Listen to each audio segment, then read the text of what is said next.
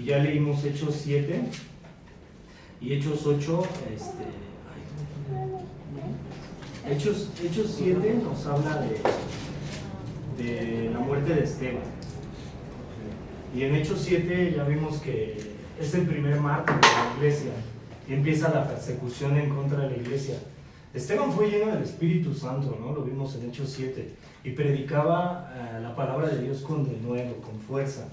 Fue el primer mártir, él lo empezaron a perseguir, él confrontó a los judíos. Acuérdate que ese es en el tiempo de Israel, donde están en Jerusalén, y está confrontando a los judíos, y les dijo que ellos habían recibido ya la ley mosaica, que Dios los había escogido como nación, que a través de Abraham había formado un pueblo, les dio las 12 tribus, y después los metió a Egipto y todo, pero que ellos no habían cumplido la ley, que eran un pueblo terco, ¿no? Y le estaban predicando al pueblo de Israel, pero ¿qué hicieron, no? Ellos, como dice la palabra, tenían comezón de oír, solamente querían oír lo bueno, ¿no? Que realmente ellos esperaban un Mesías fuerte. Ellos realmente a Jesucristo no lo veían como Mesías, porque ellos esperaban un libertador que los quitara de la opresión romana. ¿Y qué era lo que hacían? Pues no creían en Jesucristo, ¿no? A pesar de ver los milagros, las sanidades, y apedrean a Esteban. Acuérdate que desde que lo llevan al concilio, en Hechos 6, a Esteban lo ven como un rostro de ángel, porque estaba predicando la palabra de Dios. Y cuando es muerto, Esteban también, igual que Jesucristo, dijo: Padre, en ti encomiendo mi espíritu y no tomes en cuenta ese pecado. Sin duda ahí estaba Saulo de Tarso. Saulo de Tarso, ¿quién era? El apóstol Pablo. El apóstol Pablo, Pablo es en el romano, Saulo es en el hebreo. Y Pablo era un predicador de Dios. Pablo después, acuérdate que él tuvo un encuentro con Jesucristo. En Hechos 9 lo va a contar, y en Hechos 26 tiene ese encuentro con Jesucristo. Y Pablo es el que más predica el evangelio. Pero Pablo sin duda es un perseguidor de la iglesia. Podemos ver que Pablo es quien persigue a la iglesia, y Pablo dice que perseguía a la iglesia hasta la muerte, ¿no? Pablo, el apóstol Pablo significa el más pequeño, ¿no? En el romano. Pero dice que él se le apareció a Dios como un abortivo, ¿no? O sea, ¿por qué abortivo? Porque ya, o sea, Pablo no nació con la iglesia, realmente con los discípulos de Jesucristo. Se menciona que Pablo es el apóstol 13, algunos sugieren que Pablo es el apóstol 13, pero realmente Pablo no es el apóstol 13, ¿no? Acuérdate que realmente, bueno, fue el último de los apóstoles, o sugieren que fue el apóstol 12 más bien, pero Pablo sería el apóstol 13, o sea.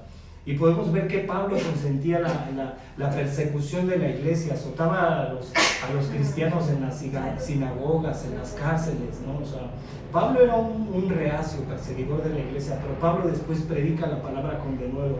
Fíjate, ve lo que dice Hechos, capítulo 8, y vamos a ir al verso, capítulo 8, y vamos a ir al verso 1, vamos a leerlo verso a verso. Nosotros así predicamos la palabra verso a verso, así fue como aprendí, y vamos a leer el verso 1.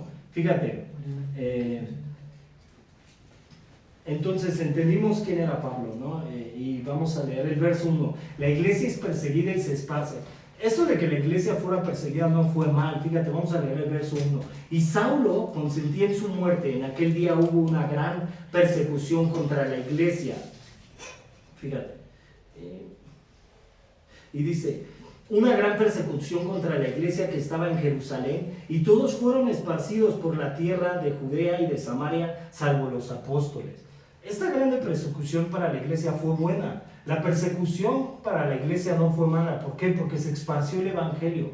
Esto hoy en día, ¿cómo lo podemos ver con nosotros, no? A veces nosotros también, cuando tú te vuelves a Cristo, yo le he dicho a mi esposa, cuando tú te vuelves a Cristo, el infierno te persigue. ¿Por qué? Porque al infierno no le va a gustar que tú prediques la palabra. Y esto fue bueno, que hubo una diáspora, una pequeña diáspora, una pequeña esparcimiento de la iglesia. ¿Por qué? Porque se predicaba más la palabra, ¿no? O sea, es bueno a veces, la persecución no es mala, ¿no? O sea, y a veces tú como creyente tú vas a tener esa persecución cuando a lo mejor no estamos en el tiempo de este tiempo de los apóstoles, o no estamos en el tiempo de Domiciano, cuando perseguían a la iglesia cristiana. ¿Desde cuándo empieza la persecución en contra de la iglesia? La persecución en contra de la iglesia hoy en día, ¿cómo comienza? Desde que a veces nosotros no queremos abrir nuestras Biblias, desde que a veces nosotros no queremos estudiar la palabra, desde que a veces nosotros no queremos buscar a Dios. Desde ahí empieza la persecución para nosotros. ¿Cómo va a ser que el enemigo a veces se levante y te ponga argumentos y fortalezas? Así lo dice el apóstol Pablo, ¿no?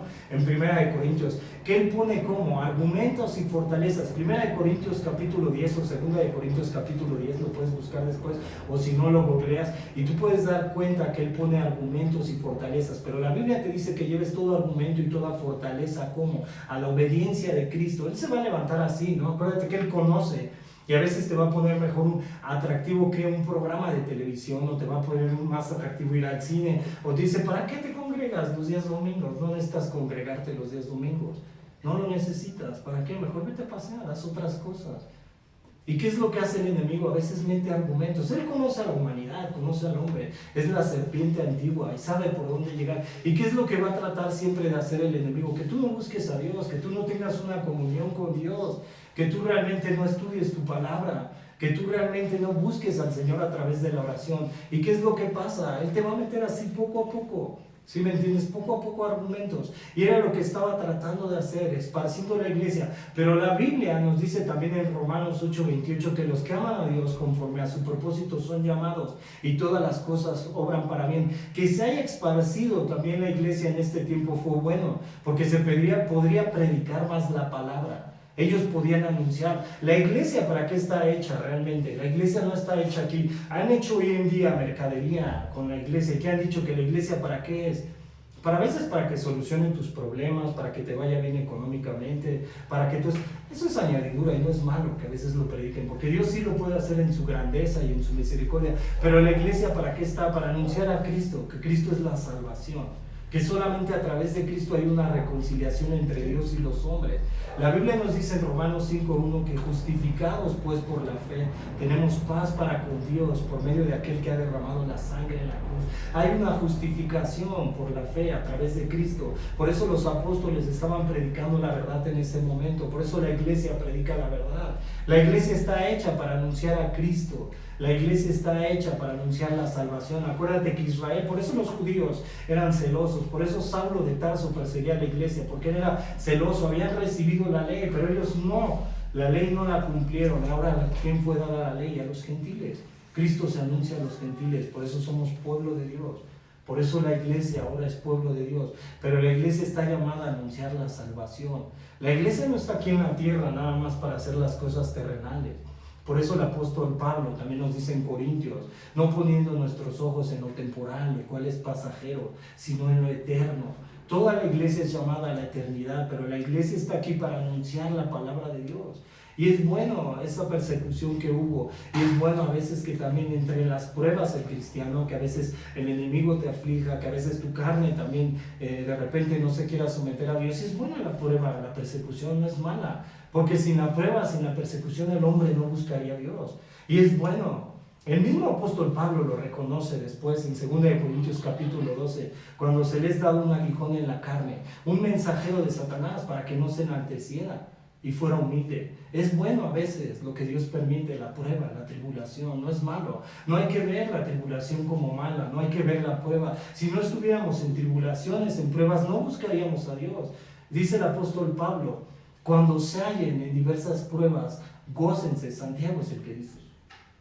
Porque la prueba de nuestra fe que produce, eso ya lo va a decir Pablo, paciencia. Y la paciencia que hace, no desespera. Si tendríamos que gloriarnos en cualquier tribulación, ¿en quién sería? En Cristo. La iglesia también va a sufrir pruebas, la iglesia va a sufrir persecución. Este es un mundo caído, sin duda. Pero cuando yo me sujeto a Dios, ¿quién es mi escudo? ¿Quién es mi fortaleza? ¿Quién les daba el denuedo para predicar la palabra de Dios en este tiempo a los cristianos? Cristo.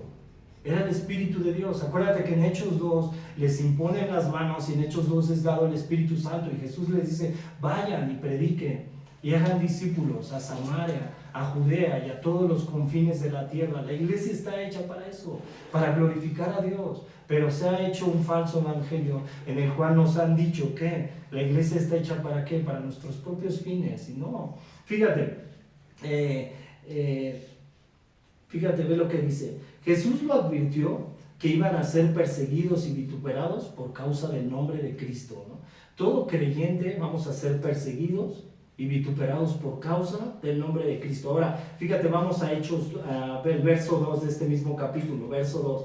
Dice, y hombres piadosos llevaron a enterrar a Esteban e hicieron gran llanto sobre él. Estos hombres piadosos sin duda eran judíos. Realmente todavía no todos los judíos perseguían a la iglesia cristiana, porque estás hablando de un tiempo que están en Jerusalén, pero eran hombres judíos que eran piadosos, que todavía se preocupaban por la iglesia. En la tierra también hay hombres piadosos. La Biblia nos dice así, a la verdad la mies es mucha y los obreros son pocos. ¿Cuál es la mies? Todavía hay gente buena dentro de la tierra, todavía hay gente que cree en Jesús, todavía hay gente pero no lo conoce bien. Pero ¿quiénes son los obreros? Nosotros. ¿Y qué tenemos que hacer? Predicar. Y hay gente que es buena pero no conoce el evangelio, que no lo ha recibido y que todavía de repente retienen su integridad y tienen valores y tienen todavía cosas buenas, pero todavía no han conocido a Cristo. Fíjate el verso 3 al 4. Saulo continúa la persecución y dice así, y Saulo asolaba la iglesia y entrando casa por casa arrastraba a hombres y a mujeres y los entregaba en la cárcel. Saulo sin duda era un asesino y consentía la muerte. Saulo, ¿qué era lo que hacía? Odiaba la cruz de Cristo. ¿Y cuántas veces de repente nosotros como creyentes también odiábamos al Señor, ¿no? Yo antes de llegar al Señor, yo no lo odiaba, pero realmente a veces me burlaba de la iglesia. Y me burlaba tanto de la iglesia y decía estos cristianos, ¿no? O sea, y de repente yo era como un tipo de Saulo y perseguía también a la iglesia y no creía en Cristo y me predicaban el evangelio y yo tenía una vana manera de vivir. ¿Por qué? Porque yo tomaba y me drogaba. Yo veía hermanos que estaban en Tehuacán, Puebla, y de repente estos hermanos me predicaban el evangelio y me decían, Víctor, enderésate, Víctor, conoce del amor de Cristo. Y tenía otros trabajadores que me ayudaban, que ellos eran cristianos bautistas y que eran unos cristianos reacios y me predicaban el evangelio y oraban por mí, pero yo rechazaba la iglesia. Y yo decía, y tuve que llegar a un fondo en el cual tuve que caer en una ansiedad tan grande que quería quitarme la vida y que tuve que tener un encuentro con Jesucristo. Y eso fue lo que tuvo el apóstol Pablo. Tú puedes ver aquí la maldad de Pablo, ¿no? Que perseguía a la iglesia y que odiaba a los cristianos. Y de repente nosotros nos podemos ver y podemos ver personas que de repente lo podemos ver que están en la santería, que creen en la santa muerte, que de repente creen en la hechicería, que es narcotraficante, que es asesino, que de repente también a lo mejor gente que no ha conocido a Dios, y tú puedes decir, estas personas, Dios tendrá misericordia. Pues claro, ¿sí me entiendes? La iglesia no está para juzgarlos, la iglesia no está para decir de ellos, oye, son pecadores, no te juntes con ellos. Al contrario, Saulo era un asesino y Saulo perseguía a la iglesia hasta la muerte. Y él tuvo un encuentro con Jesús. Y de repente podemos ver a hombres que traen pulseras de colores amarillos. Esta pulsera es de un hotel, ¿no? Y de repente ven hombres que traen pulseras de colores amarillos con verde. Y de repente decimos, este varón, ¿en qué cree, no? En la santería. ¿Y qué podemos decir, no? A veces los queremos como rechazar o decir, no, es que... Y no, la iglesia lo debería de ver en amor. Así vio Dios a Saulo y tuvo un encuentro en Damasco, en Hechos 9. Nosotros no podemos decir como iglesia a nadie así, no, sí, no. Cristo toca el corazón del hombre y Cristo puede mudar el corazón del hombre. Y para eso está la iglesia, para anunciar. Así como Saulo en un tiempo persiguió a la iglesia hasta la muerte y azotaba a los hombres y hasta a las mujeres y a los niños y los entregaba a la sinagoga, después es el hombre que más escribe todo el evangelio. Y tú puedes ver que el apóstol Pablo escribe después del libro de Hechos, desde la carta de los Romanos, Efesios, Gálatas, Corintios, y tiene discípulos como Tito y Timoteo. Entonces cuando nosotros vemos de repente una persona que está viviendo sin Cristo y que está viviendo sin el camino de Dios, ¿qué tenemos que hacer la iglesia? Orar por ellos y amarlos y verlos que no han vuelto a nacer. ¿Por qué el mundo está caído? ¿Por qué hay pecado dentro del mundo? Por la caída, pero también por qué el hombre hace lo malo delante de Dios. Porque no conoce. Y la Biblia te dice que cuando no hay conocimiento hay transgresión y no sin culpa de pecado. El hombre no sabe, no conoce a Dios, pero si realmente nosotros hemos vuelto a nacer como hombres y mujeres de fe, y si realmente hemos creído en Dios, en la iglesia, ¿para qué está hecha? Para predicar, para anunciar, porque Él nos llamó de las tinieblas a la luz admirable. La iglesia no es perfecta. Acuérdate que la iglesia tiene arruga y tiene mancha y Dios la está perfeccionando, porque dentro de la iglesia también hay errores, dentro de la iglesia hay pecado, pero Dios la está perfeccionando. Para eso Dios hizo la iglesia. Fíjate, el verso 4 de este mismo. Pero los que fueron esparcidos iban por todas partes anunciando al evangelio. Esta persecución de Saulo no fue mala. Esta persecución de Saulo fue buena, porque se iba regando la semilla. Y de repente tú dices, ¿no? De repente hay iglesias que salen en conjunto, ¿no? Y hacen evangelismo. Pero nosotros también, la iglesia, ¿cómo debería de ser evangelista? La iglesia, todos podemos tener ese don. La iglesia puede predicar en el trabajo, cuando va a la tienda, cuando va a todos los lugares. Tú puedes predicar a Cristo y te puedes dar a notar como cristiano. ¿Por qué? Porque has vuelto a nacer, porque tú estás convencido de Jesús. ¿Has visto? De repente voy a tomar esto que a lo mejor muchos van a decir como el americanista, ¿no? El americanista es americanista de hueso colorado y no niega a la América. Y el cristiano, ¿qué deberíamos de hacer? No negar a Cristo nunca. Y siempre predicarlo y sembrar semillas, esparcir el evangelio en donde estemos. Y si de repente tú vas de vacaciones, también puedes esparcir el evangelio y les puedes predicar del amor de Cristo. Hay mucha gente que tiene necesidad de Jesús y nosotros mismos tenemos esa necesidad de Jesús. La Biblia nos dice en Juan capítulo 15, Él es la vid y vosotros los pámpanos.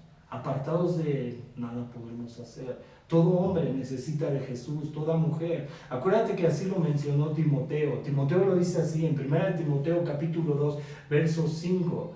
Dice que Dios quisiera, y nos dice desde antes en las instrucciones y oraciones, dice que hagamos rogativas oraciones por todos los hombres y por los que están en eminencia, para que vivamos quieta y reposadamente, porque solamente hay un mediador entre Dios y los hombres, Jesucristo hombre. Y Él quisiera que todos los hombres fueran al conocimiento de la verdad y que ningún hombre se perdiera. Dios quiere, entonces tú puedes predicar en todo momento, tú puedes anunciar a Cristo y de repente puedes ver personas que tienen problemas, que tienen situaciones difíciles y tú les estás hablando del amor de Cristo y tú a veces vas a decir, bueno, mi situación también es difícil y me están pasando cosas, sujétate de Dios, tómate del Señor, no hay mejor lugar. La Biblia te dice, bienaventurado el varón que confía en el Señor, será como ese árbol plantado a las causas del río. Solamente Él es tu escudo, tu fortaleza. Fíjate, el verso de Corintios, capítulo 1, verso 27 y 29, ve lo que hacía el apóstol Pablo. Vamos a tomar Primera de Corintios 1, 27 al 29. Primera de Corintios 1, 27 al 29. Sino que lo necio del mundo escogió Dios para avergonzar a los sabios, y lo débil del mundo escogió Dios para avergonzar a lo fuerte, y lo vil del mundo y lo menospreciado escogió Dios, y lo que no es para deshacer lo que es, a fin de que nadie se jacte en su presencia. Tú puedes ver qué es lo que escoge Dios y por qué escogió a apóstol Pablo y a Saulo, persiguiendo a la iglesia hasta la muerte, pero Dios tenía un propósito, el que Saulo anunciara a Cristo. Fíjate, ahora sigamos de los siguientes versos, versos 5 al 8. Ahora Felipe, aquí vamos allá a cambiar un poco y Felipe nos va a hablar de Felipe y trae el evangelio a los samaritanos. Felipe era un discípulo de Jesucristo y ahora trae el evangelio a los samaritanos. Los samaritanos representan a la iglesia gentil también y representan a los gentiles. Los samaritanos, tú puedes recordar que Jesús estuvo con la mujer en el pozo de Jacob en Juan 4 y tiene un encuentro con ella y ella cree. Acuérdate que los samaritanos tienen un corazón dividido porque los samaritanos fueron conquistados a través de Asiria. Y entonces Samaria era la capital de Israel. Acuérdate que el reino se divide en dos después de Salomón, el reino de Judá y el reino de Israel. Y cuando entran los asirios, Babilonia conquista Judá y Asiria es conquistado por Israel. Y cuando los asirios conquistan a Israel, ellos mezclan sus costumbres. Entonces ya tienen una mente dividida y tienen costumbres paganas. Y ya no están así conforme a los judíos, conforme a la ley mosaica, sino hay una mente dividida. Entonces por eso Jesús ve a la mujer samaritana y le dice, ustedes adoran lo que no saben. Y entonces Felipe va y le predica ahora a los samaritanos. Y los samaritanos están dentro de Israel, pero les predica el evangelio. ¿Para qué? Para que conozcan el amor de Cristo. Fíjate, vamos del verso 5 al 8. Dice: entonces Felipe, descendiendo a la ciudad de Samaria, les predicaba a Cristo.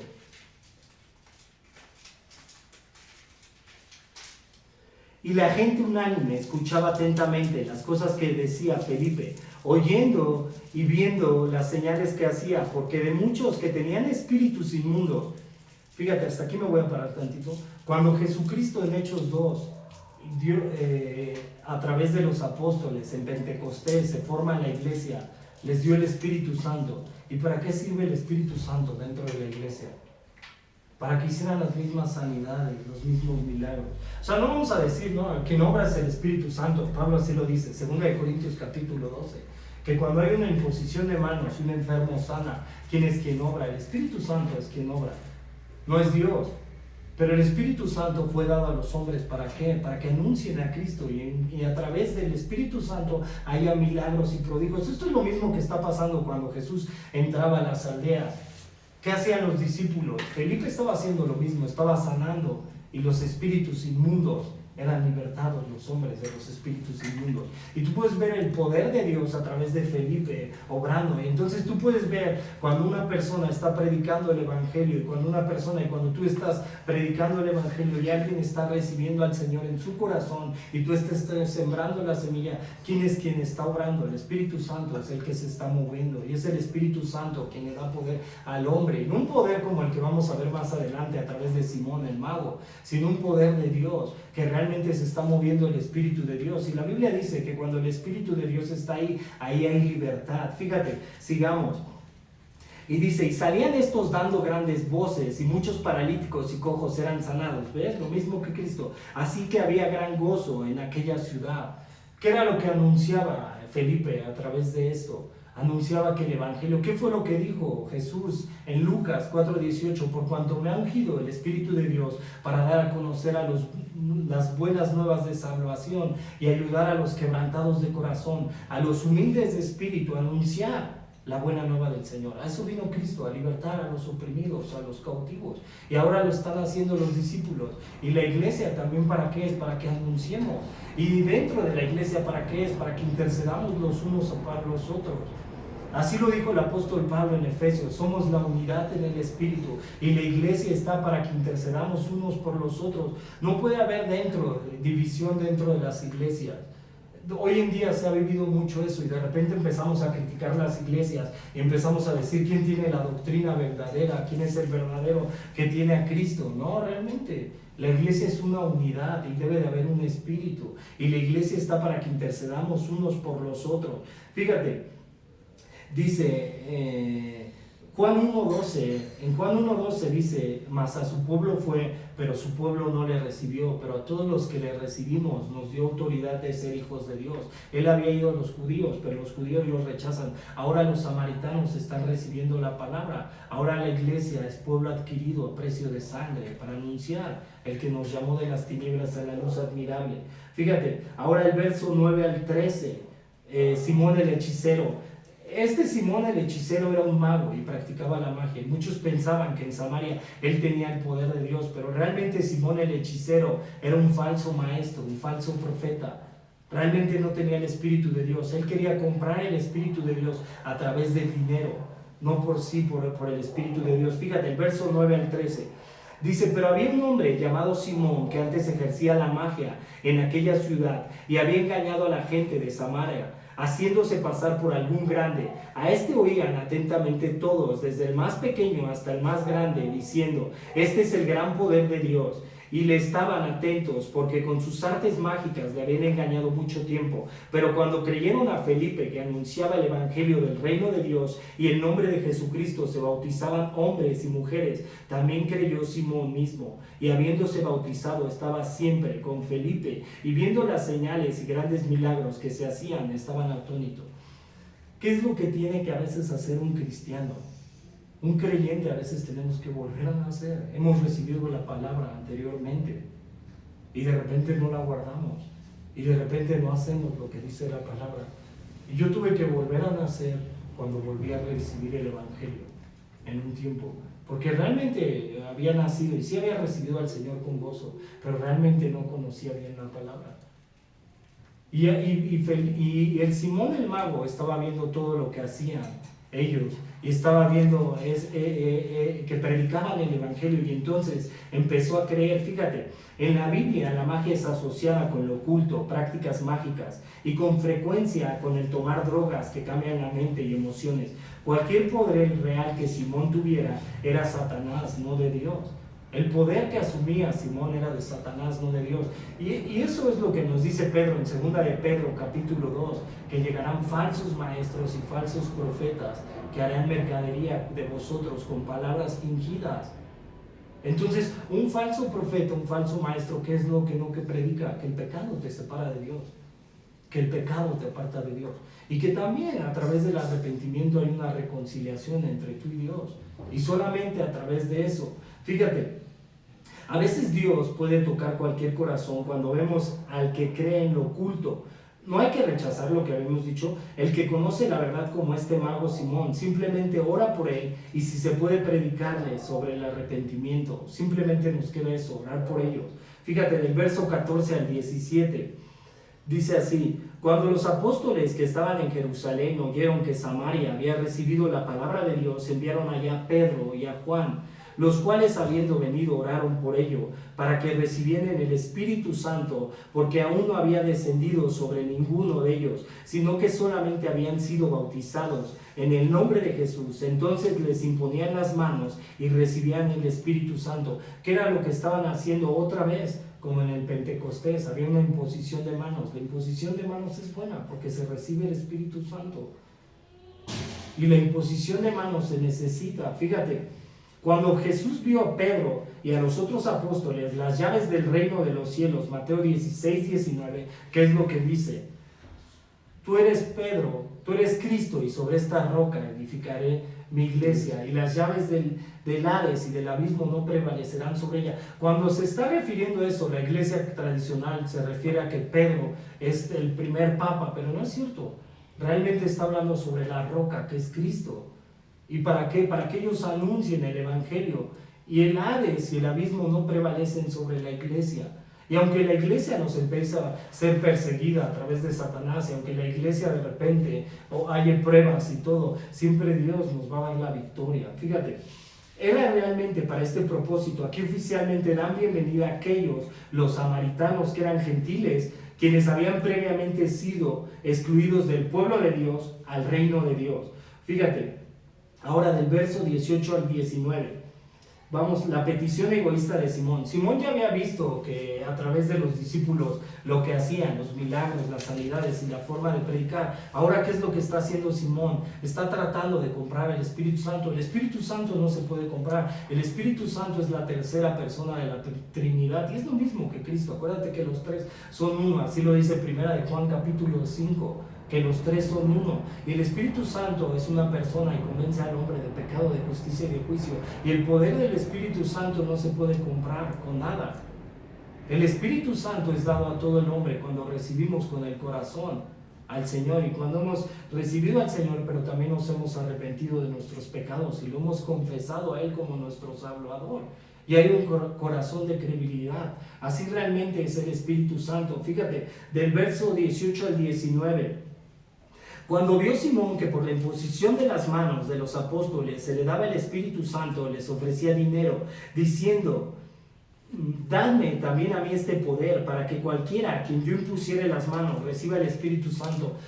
Y aquí se me viene a la mente cuando falsos maestros o falsos profetas de repente hacen sanidades, y de repente la gente así en su incredulidad, y de repente los ves que hacían campañas de sanidad y cae la gente al suelo, y de repente que reciben al Espíritu Santo, y así no es. El Espíritu Santo, ¿qué es lo que hace en el hombre? Sí puede haber alguna sanidad a través del Espíritu Santo, sí puede haber favor a través del Espíritu Santo, pero el Espíritu Santo, ¿qué es? Quien te está convenciendo de pecado, de justicia y de juicio. Por eso fue dado el Espíritu Santo, para convencer al mundo de pecado, de justicia y de juicio, y que realmente a través del poder de Dios en el cristiano hay un cambio para la gloria de Dios, y hay una forma de predicación de Cristo Eso es lo que hace el Espíritu Santo, el anunciar. El Espíritu Santo no se puede comprar con nada. El Espíritu Santo es dado cuando tú recibes al Señor. La Biblia dice, este es el fundamento y este es firme. Dios conoce a los suyos. Apártese de iniquidad el que invoca el nombre del Señor.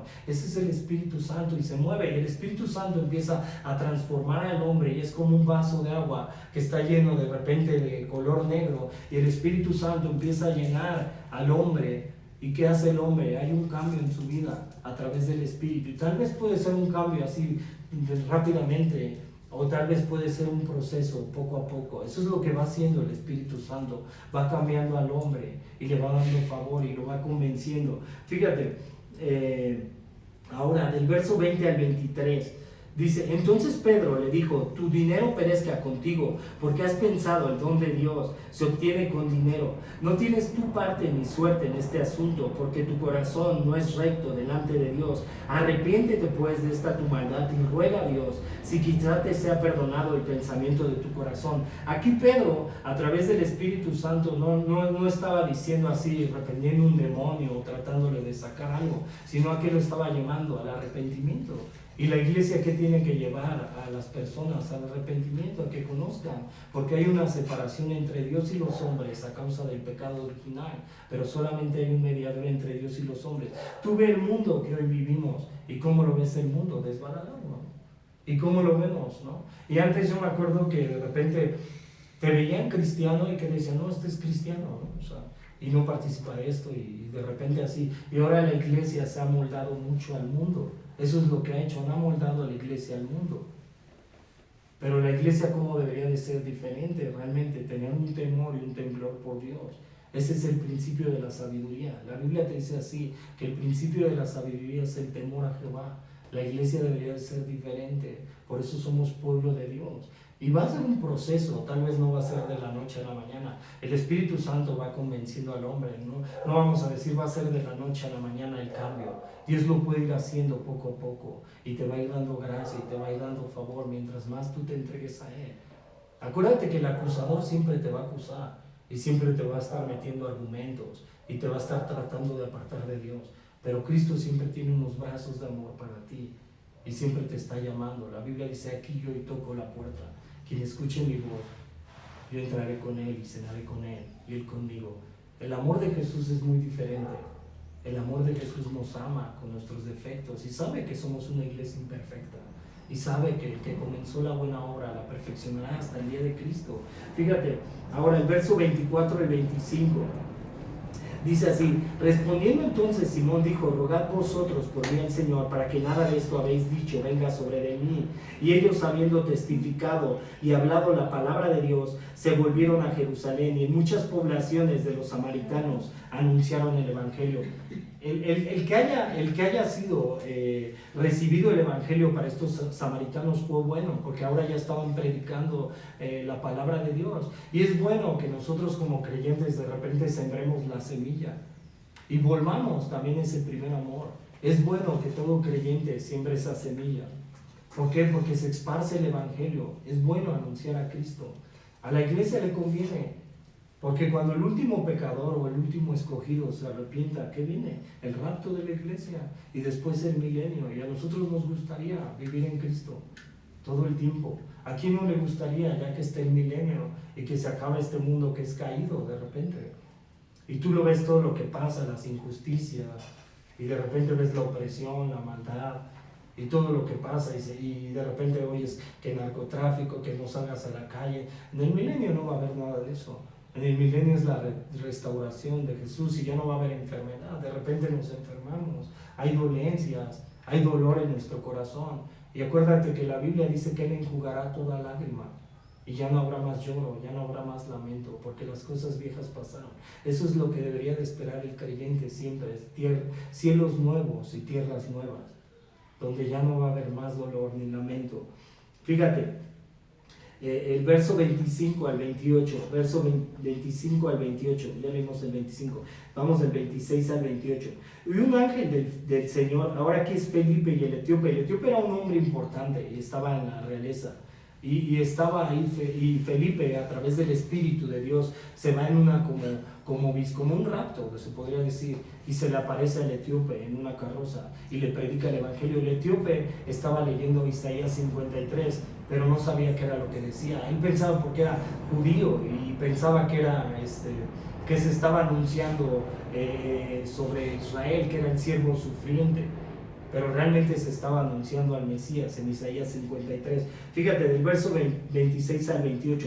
Y un ángel del Señor habló a Felipe diciendo: levántate y ve hacia el sur por el camino de que desciende de Jerusalén a Gaza, al cual el desierto. Entonces él se levantó y se fue, y sucedió que un etíope, eunuco, funcionario de Candace, reina de los etíopes, el cual estaba sobre todos sus tesoros, y habían venido a Jerusalén para adorar, volvía sentado en su carro y leyendo al profeta Isaías.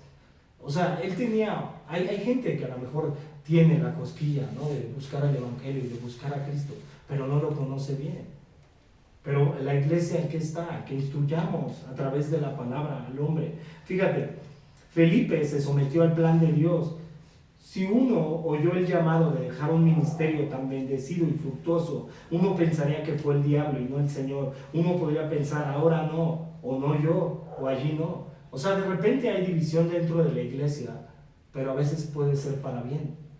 Porque la división dentro de la iglesia de repente puede fructificar a la iglesia. No estoy diciendo que sea lo mejor, pero de repente se esparce el evangelio, que era lo que estaba haciendo Felipe.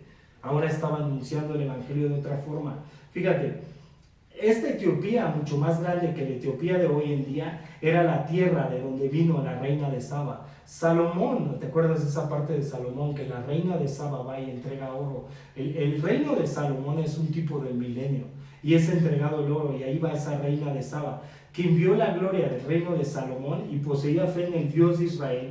Es posible que piezas de la fe judía fueran pasadas a través de los siglos a hombres como este funcionario de la reina. O sea, ¿qué tiene que ver con nosotros el etíope y Felipe?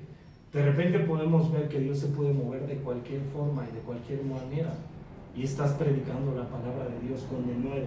Fíjate, el verso 29 al 35, ya casi acabamos, Dice: y el Espíritu dijo a Felipe: acércate y júntate ese carro. Acudiendo Felipe, le oyó que leía el profeta Isaías y dijo: ¿pero entiendes lo que lees? Él dijo: ¿y cómo podré si alguno no me enseñara? Y rogó a Felipe que subiese y se sentare con él. El pasaje de la Escritura que leía como oveja a la muerte fue llevado. Sin duda, el etíope aquí tenía hambre de Dios, ¿no? O sea, era un hambre fuerte. ¿Y qué es lo que a veces tenemos nosotros? O sea, de repente ya, así, yo luego decía, ¿no? He tenido bastantes problemas anteriormente y bastantes situaciones duras en mi vida. ¿Y qué es lo que dices? Yo ya no quiero nada. Lo único que quiero que es rendirme a Cristo y conocerlo bien. O sea, eso es lo que realmente deberíamos de anhelar en nuestro corazón, antes de todas las cosas. El conocer bien el amor de Jesús. ¿Y qué era lo que estaba haciendo este etíope? Realmente no sabía, pero lo había oído. Y la Biblia te dice, como Job, ¿no? Job sufrió calamidades, ¿no? Y a veces nosotros pensamos, ¿no? ¿Qué tan dura es mi vida? Me están pasando tantas cosas. Y tú ves a Job, que sufre todas las calamidades y todas las cosas que le pasaban. Y Job, ¿qué fue lo que dijo? De oídas te había oído, pero ahora mis ojos te ven. Y de repente eso es lo que necesitamos. Realmente creer en Cristo. O sea, de repente tú ves los cielos, la tierra, las montañas, los mares, a los hombres. ¿Y tú qué puedes decir? Todos son creación de Dios. Y todas las cosas le pertenecen. Y todas las cosas están sujetas a Él. Y Él es la imagen de Dios invisible, primogénito de toda la creación, por el cual fueron hechas todas las cosas para reconciliar tanto los cielos como en la tierra por medio de su cruz. Él fue eso, a venir a reconciliar al mundo. Acuérdate que había una separación y eso vino Cristo a reconciliar. Fíjate, le oyó que leía el profeta Isaías. Felipe sabía en este momento que Dios le había dado una puerta abierta, un corazón preparado claramente. Dios había arreglado este encuentro entre Felipe y el etíope, y esto no es un ejemplo maravilloso de cómo Dios abre puertas para evangelización. Dios dirige a Felipe porque Dios ya había preparado una puerta. ¿Y qué es lo que nos dice a nosotros Mateo 28? Vayan y hagan discípulos y prediquen. Por eso predicamos la palabra. todos los creyentes. Fíjate, uno de nuestros trabajos más grandes en predicar el Evangelio es simplemente orar por puertas. Y si de repente nosotros decimos, es que a mí no se me da a predicar, tú puedes orar para que se abran puertas por los misioneros, por las obras. Puedes empezar a orar como iglesia. Después, habiendo orado por puertas abiertas, debemos mantenernos atentos a las oportunidades que Dios presenta. Fíjate, ahora del verso 36 al 40, el etíope cree y es bautizado. Fíjate, él oyendo esta parte de Isaías 53, si tú has leído Isaías 53, te habla del siervo sufriente. ¿Quién es Cristo? Varón de dolores, experimentado en quebranto, mas por su llaga fuimos sanados. Y te está hablando de Jesús y lo está anunciando 600 años antes de que venga Cristo. Acuérdate que el profeta Isaías profetiza sobre el reino de Judá. Y eso es lo que hace. Y él cree después de tanto tiempo. Fíjate, y ahora es bautizado. ¿El bautismo qué es? Es una confirmación de la fe, que realmente estás creyendo en Cristo. Y por eso ese etíope fue bautizado. Fíjate, del verso 36 al 40, dice así... Y yendo por el camino llegaron a cierta agua, y dijo el eunuco, aquí hay agua, ¿qué impide que yo sea bautizado? Felipe dijo, si crees de todo corazón, bien puedes. Y respondiendo dijo, creo que Jesucristo es el Hijo de Dios. Y mandó parar el carro, y descendieron ambos al agua, Felipe y el eunuco, y él bautizó, y le bautizó. Y cuando subieron del agua, el Espíritu del Señor arrebató a Felipe, y el eunuco no le vio más, y siguió gozoso su camino. Pero Felipe se encontró en Azoto, y pasando anunciaba el Evangelio en todas las ciudades, hasta que llegó a Cesarea. Esta es una gran confirmación de fe, y es cuando nosotros hemos recibido a Jesús en nuestro corazón. Yo me acuerdo cuando el primer día yo recibí a Cristo en mi corazón, yo no sabía de qué trataba, pero yo tenía ese anhelo, y a mí me dijeron, tu vida va a cambiar. Y de repente yo dije, pues yo lo que quiero es ya estar en paz. Y eso es lo que hace Cristo, te reconcilia. Y a veces tenemos que volver a regresar. Acuérdate que la Biblia dice en Apocalipsis 2:4, solamente traigo unas cosas contra ti, que has dejado tu primer amor. Vuelve. Y eso es lo que tenemos que hacer. Si nosotros ya hemos recibido a Cristo en nuestro corazón, ¿qué tenemos que hacer? Volver a Él, al primer amor. Él nos ama. Y así con todos nuestros defectos y con todos nuestros problemas y todas las situaciones que vivamos y la dificultad que estemos pasando, Él nos ama. Y tiene esos brazos abiertos. Y de repente te dice, ven hijo, vuelve. Yo te voy a abrazar, yo te voy a cuidar. Y otra vez te voy a dar esa fe, lo que necesitas fe. Jesús mismo dijo, cuando yo vuelva a la tierra hallaré fe. ¿Qué es lo que ha pasado con la iglesia? De repente, ¿qué ha hecho? Ha dejado la fe. ¿Y qué tenemos que hacer como iglesia? Volver a creer en Él. Cuando tú llegas al Evangelio y de repente estás en el principio del Evangelio, todo es así, no es el primer amor, todo es color de rosa. Pero después, ¿qué pasa? Después empieza a ver ya lo cotidiano y todo. Pero ¿qué es lo que hace Dios? Otra vez, cuando tú vuelves y lo buscas de corazón, el Señor te vuelve a ayudar en todo y te puede dar favor en todo. Él es bueno. Y eso es lo que tendríamos que hacer como hombres, buscarlo en todo tiempo y en todo momento.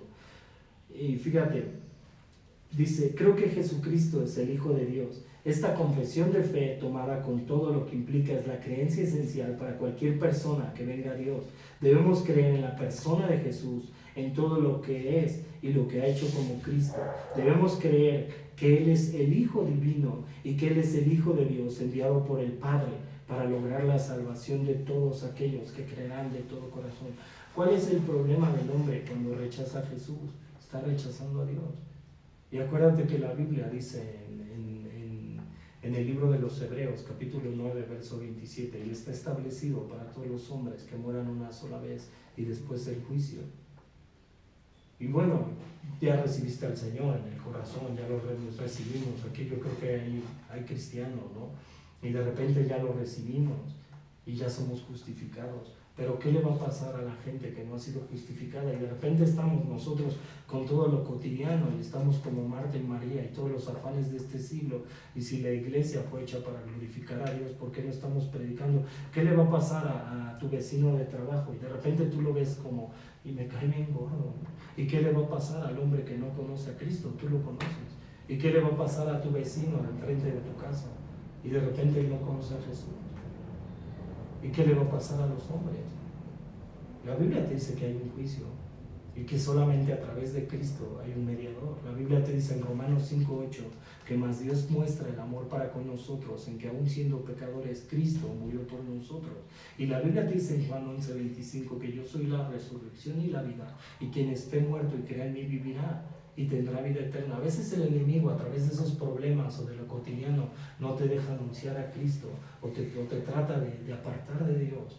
Vuelve ese primer a Dios, el primer amor, y pídele al Señor: dame fuerza para predicar, dame fuerza para tu evangelio. Eso es lo que debemos de pedir los creyentes. La añadidura llega sola. El Señor es bueno y el Señor viene. Hasta aquí acabamos, vamos a orar, ¿va? Señor, te damos gracias, mi Dios, por este tiempo, Señor, y te pedimos, Señor, por cada uno de los que están aquí, Señor, que tú seas, mi Dios, en sus vidas, Señor, toca sus corazones, Señor, y que pues tú los ayudes en todo, Señor. Muéstrales, Señor, que pues tú estás con ellos, Señor, y que pues tú eres quien ha sembrado la semilla, Señor, que no hay palabra de hombre, Señor, sino realmente has sido tú, Señor, quien nos escogió desde antes de la fundación del mundo, Señor. Bendíceles, Señor, guarda su entrada, sus salidas, Señor, y ayúdales, Señor, a que el evangelio no se les haga pesado, Señor, a que realmente te busquen, te anhelen, Señor, y ayúdales en todos los problemas que ellos tengan, en todas las situaciones difíciles, Señor. Porque tú has dicho en tu palabra, Señor, que vengan a mí los que están cargados, cansados y afligidos, Señor, porque tú los harás descansar, Señor, porque tu yugo es ligero y tu carga es fácil, Señor. Sé tú obrando, Señor, con cada uno de los que están aquí, mi Dios. En el nombre de Jesús, Padre, oramos. Amén y amén. Amén.